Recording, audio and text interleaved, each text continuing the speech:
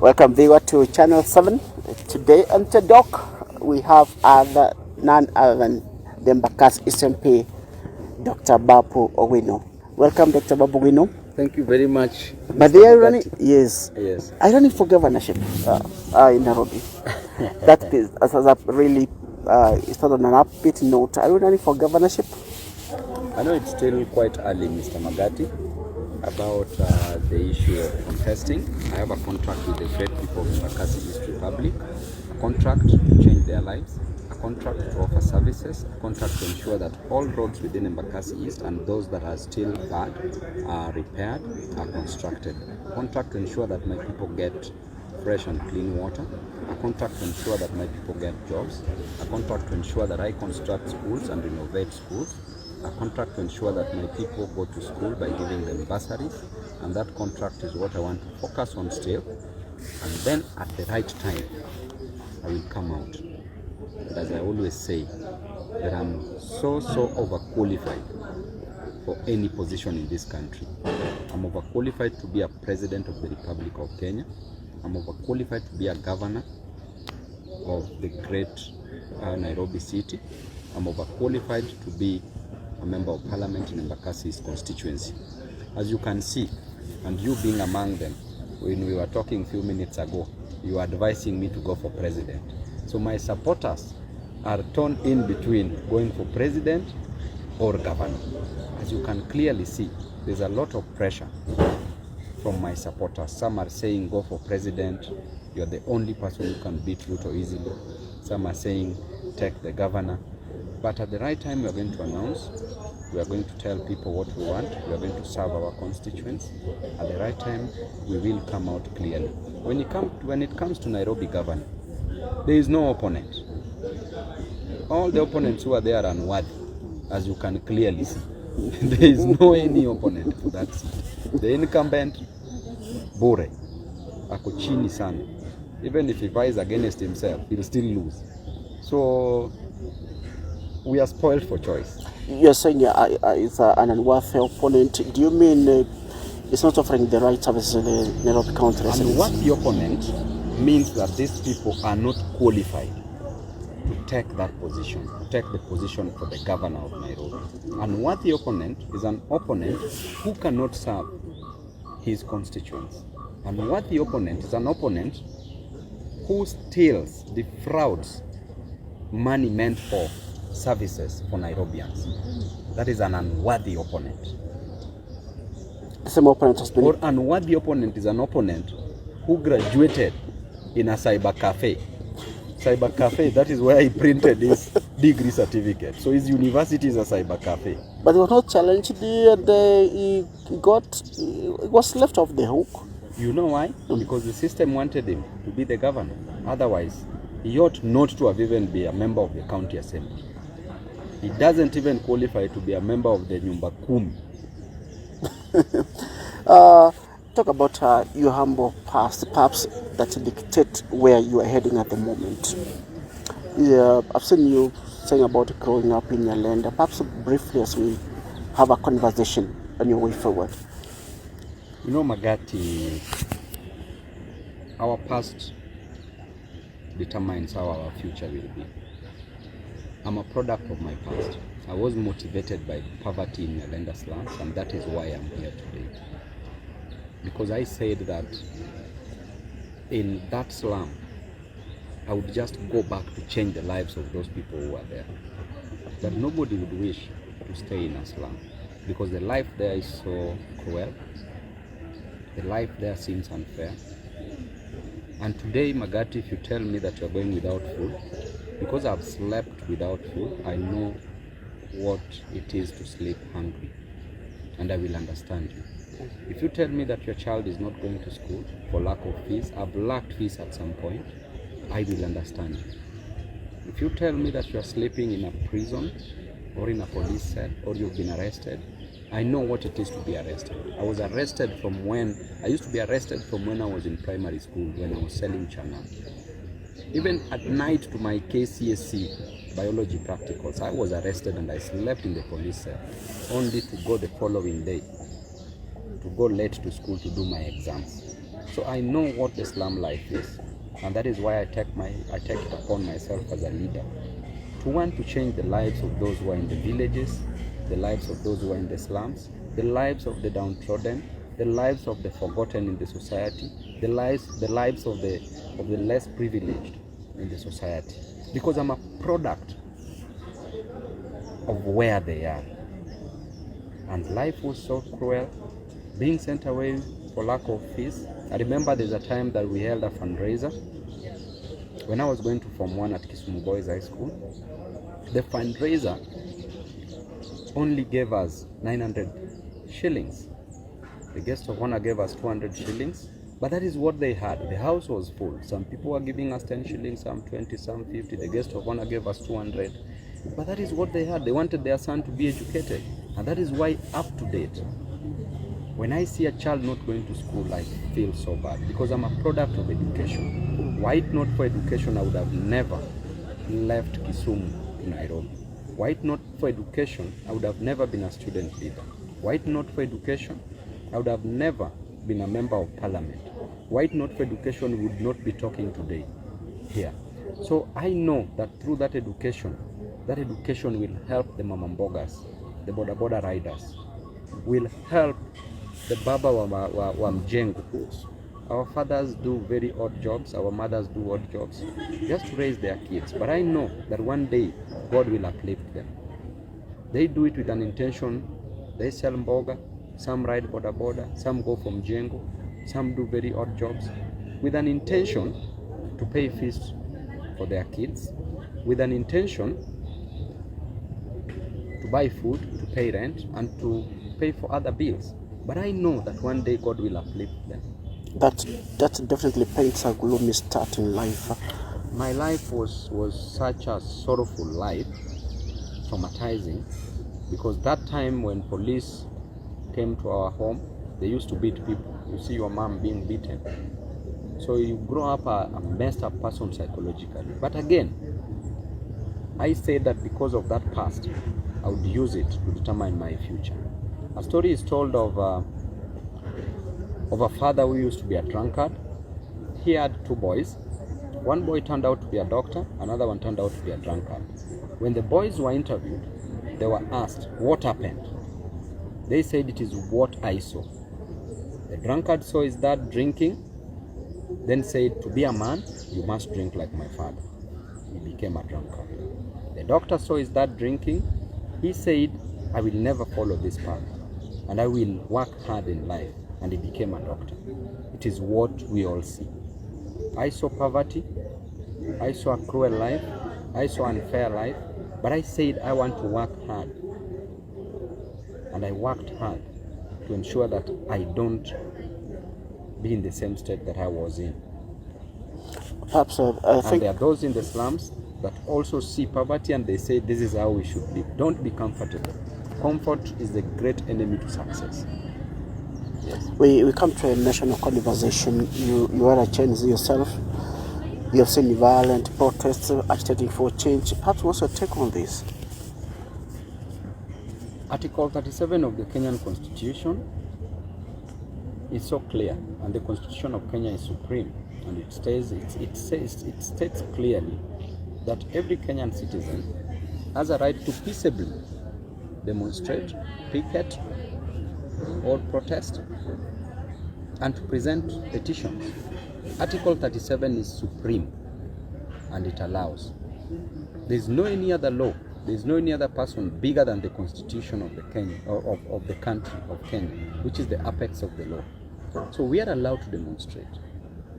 Protests will only turn violent the moment the police starts rioting, the moment the police starts firing tear gas.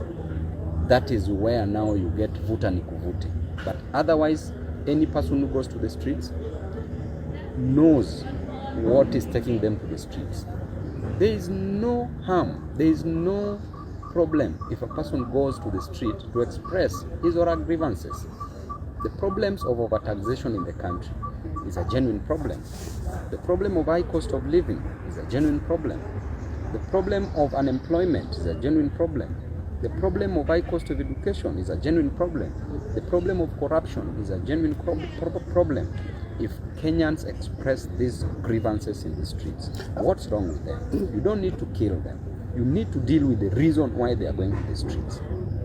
How can you perhaps, I mean, there's been a thuggery, people breaking into hospitals, perhaps, don't you think perhaps this it's not peaceful for a process? Magati, you know what has been happening.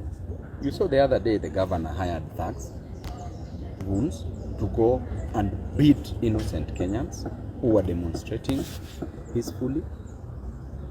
And you saw the thugs themselves confessing. There's one who was almost being killed. He was asked, who sent you?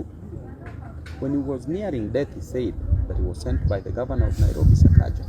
Clearly. You saw when they were passing close to City Hall, what they were saying, the governor himself promised people that they will meet him if they go for protest. You saw that. He talked about it. I think in Uasin Gishu or Trans Nzoia County. He talked about it. What does that tell you about the kind of leadership that we have? We need a nation where people can express their grievances freely. We don't need to agree all the time. Even God himself is aware. And he tells you that, my people, come, let us sit down, let us talk, let us agree. Which means that God understands that there can be disagreements. And he wants us to sit down and let us talk. But a situation where if you want to talk to the leadership of this country, they want to punish you. Why should you be punished just because you have a problem? Why should you be punished just because you don't have a job? Why should you be punished just because you are looking for school fees? Why should you be punished just because there is high cost of living? Does it grieve you that the same protesters are also facing terrorism charges in court? That is even worse.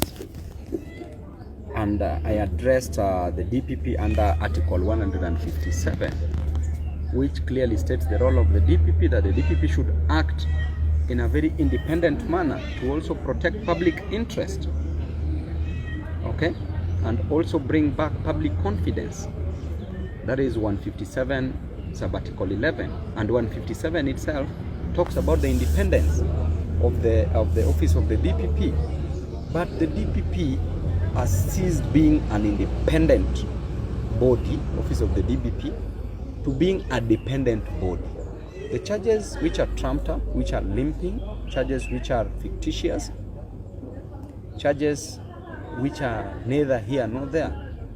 Why would you want to charge a person with terrorism only after the president has declared that these people are terrorists? What criteria, what is the yardstick that was used to measure, to know that this charge should be terrorism? Why would you charge Kenyans with terrorism after the president has pronounced himself? Which means that you are dependent on the executive, not independent as the office of the DPP. And we are doing more harm than gain to our nation if you are saying that Kenyans are terrorists. So this is a country full of terrorists. Why would the West come to our country? Why would tourists come to a country that is full of terrorists? If you go to the court, it's charging so many people, over 300 people have been charged with terrorism. So Kenya is a country full of terrorists, sorry. Is it a country full of terrorists as the president is expressing it? We should not punish people just for expressing their grievances. The president himself said that he needed a strong opposition. When the opposition is strong, under the doctrine of separation of powers, checks and balances, that was opined by a gentleman called Louis Montesquieu, the Baron from France in the 1940s. He talked about the doctrine of separation of powers, checks and balances. Why should we not keep the executive in check if they are running amok with the excesses of the police, with the excesses of the executive? There are those who feel like you are not escalating your anger to your party boss, who's also in bed with the state in the context of the broad-based government. You know, I talk about the government. It is the government that is in power, the Kenya Kwanza government. The decision that is made by ODM to join government, ODM has structures. There are people who can better respond to that question. I'm not even a polling station representative within the hierarchy of ODM. I have no position in ODM, so ODM can speak for itself. There are people who can speak on behalf of ODM, but me as a leader, I was in the presidential campaign team. After elections, we were in opposition. Now, as a person who is in opposition, what am I supposed to do? To keep checks and balances to the excesses of the government. That is my role. If ODM decides otherwise, then there are people to answer that. That is their decision. But the decision of Babu Owino, who is also a leader, who people lined up to elect, will also work for the people. People have seen you crisscrossing the country, and they feel like perhaps more than governorship, you deserve more. You said about running for presidency, running for governorship. What time do you think is going to be right for you to make the right decision about the higher office that you want to run? I know, Magati, when we were talking earlier, you told me, Babu, take my ID, I'm going to vote for you as a president. and nikakwambia bwana, you need this ID to do other transactions. At the right time, I know, by the end of this year, we shall be clear on what we want. I'm already clear on what I want, by the way. It's only that I don't want too early. It's too dangerous in campaigns. Making early declarations is too dangerous in politics, because your opponent will learn you so much, will punch holes in your strategies. So I want to come at the right time. The campaign should always be short but intense. And I told you that a good leader must be tactful, have tact as a good leader. Tact means that God has an opportunity to destroy the devil, but he leaves the devil tactfully. If he destroys the devil, nobody will ever sin. You can never go back to God. Tact means that there's a pope who used to say that every morning when I wake up, I must greet the devil. Okay? So, you must have tact. You must have strategy on how you are getting to the seat. You must have the people, and you must have resources. When you have the combination of 4 things, then you are good to go. So at the right time, it's going to come. I don't want to make early declaration, but I know what I will be. It's not just running. Everybody will run. Many are called, few are chosen, but one is elected. Mheshimiwa, if you look at the emotions, the anchor among Kenyans, is it an agitation for a change of leadership in the country? And if it's an agitation for the change of leadership in the country, who do you think is an alternative? Kenya as a nation has a big problem. When every Kenyan citizen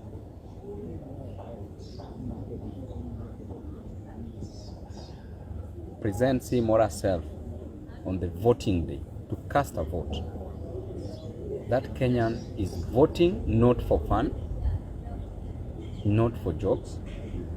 That Kenyan is going to vote for services, for a change, for a better living, for a better life. If that Kenyan, the contract that is entering between him and the politician and the leader that they're electing, if that contract is frustrated or infringed on, then that Kenyan will want to sign a new contract with another person. The contract is normally oral, where a leader promises what to do. Then if he or she does not meet the expectation, then that leader is always voted out. That is what is happening in Kenya at the moment, because there's a vote of no confidence in so many leaders, from the presidency to MCA, so many leaders. And in 2027, I know Kenyans are going to renew so many contracts, are going to sign new contracts. But there are those leaders whose contracts will also be renewed, depending on what they did during their term of service. As things are, Kenyans are saddened by what is happening in the country. There's a lot of frustrations. You know of so many people with children that they've educated from primary school to university, but there are no jobs. You know of so many people that wake up in the morning in the village just to go and dig for people shambas, to be paid 50, 100 shillings in a day. So many Kenyans are selling boga. So many Kenyans are riding boda bodas. So many Kenyans are going from Jengo. So many Kenyans are going for Juakali. The cost of living is high. They can't meet all this. There are no jobs. And these leaders, when they were contesting, they promised these jobs. They promised the jobs. Kenyans are not seeing any changes. They promised proper infrastructure. There are no changes being seen. They promised better health facilities, not being seen. They promised better education and cheap education, not being seen. You as a Kenyan, what will you do? The best thing is to go there and cast your vote to a person that you think can change your life. You are of the view that we begin on a clean slate. We can demolish everything and start afresh. It is not too late. We would rather spend 1 year, 2 years to demolish everything and build 50, 100 years ahead for even our children and the generation to come, rather than spending 50 years thinking that everything is okay and destroying those 50 years only to destroy a further 100 years to come.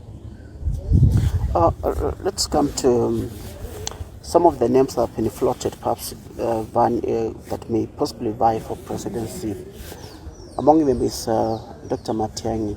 I remember asking your party boss about MATIANG'I, his bid for presidency. And they told me MATIANG'I should perhaps wait a bit. He cannot run on the presidency just being backed by a small community. Kind of he wished it away that what's your view? Perhaps may not be having a party position on this. What's your view? Perhaps those people feel like MATIANG'I is coming on board and pro change. I think Kenyans should be treated equally. There should be nothing like a small community or a big community. Every Kenyan deserves a right to contest for any position in this country. So there's nothing, that small community is what makes the bigger nation. It's what makes a nation. Without them, there is no Kenya as a nation. Kenya as a nation is with the inclusion of all the communities, even those that people think are the least people in the community. We should not discriminate based on communities. We should judge a person by the content of their characters, by what they can deliver, by the service delivery. My only prayer is that the opposition should be united and bring one person that is going to face the government of the day. That is the only important thing that they should do. But I saw that, I read somewhere that they are working on that. So there should be a united opposition. Produce one strong candidate. And even me, I'm here. The juice is what the squeeze. I'm a victim to You said you have the credentials to run. Tell me what I don't have. Tell me what I don't have, Magati. As we near to wind up this conversation, do you think at the moment that you have what it takes to change Nairobi when others have failed already? That means if you decide to vie for that seat. You know, Nairobi needs a leader, not a dealer. A leader who will take our children to school.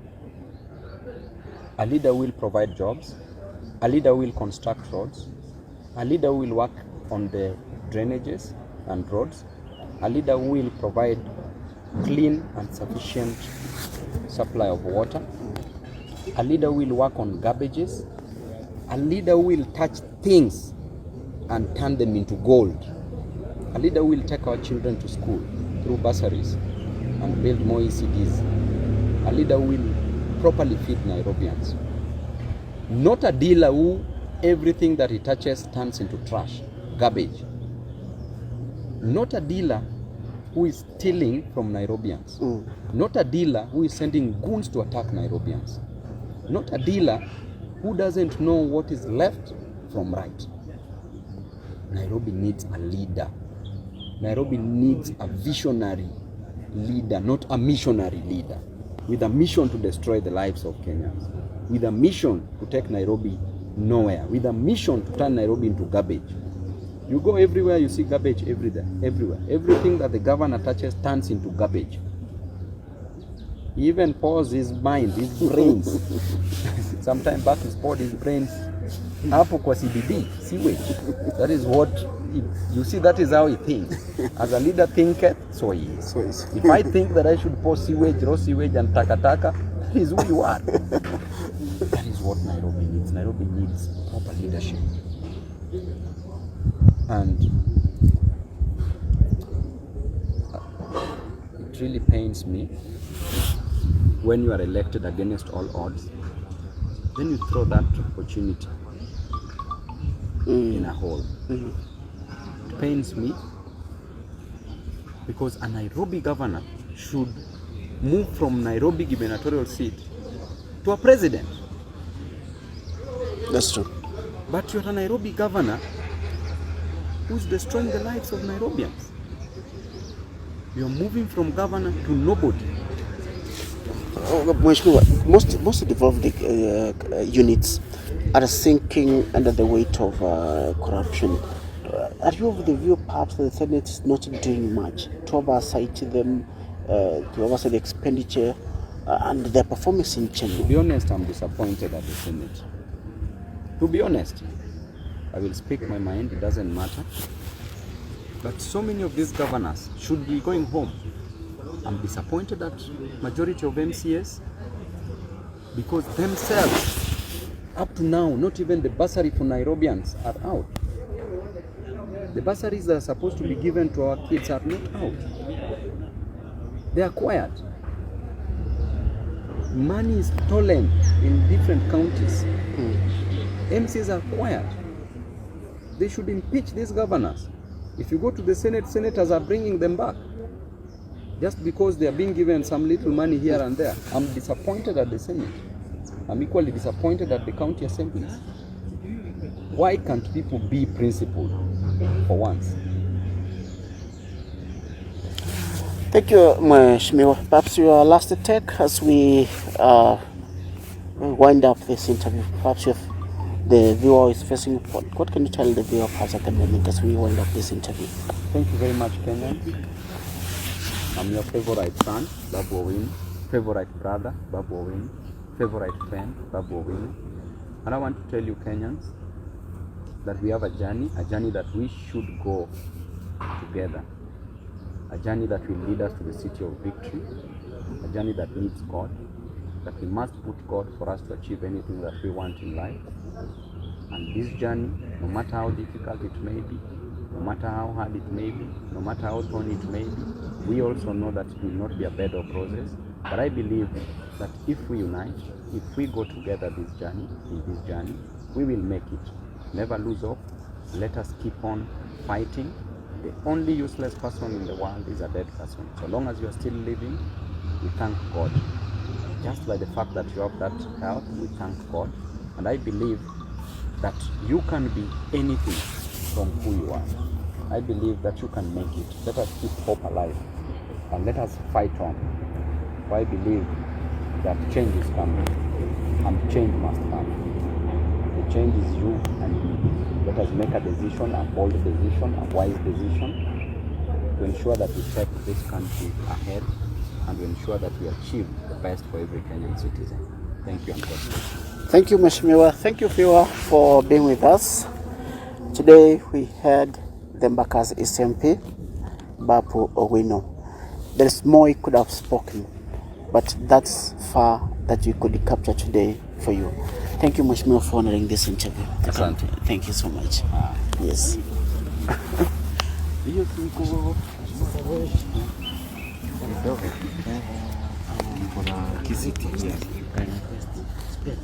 Kisiti.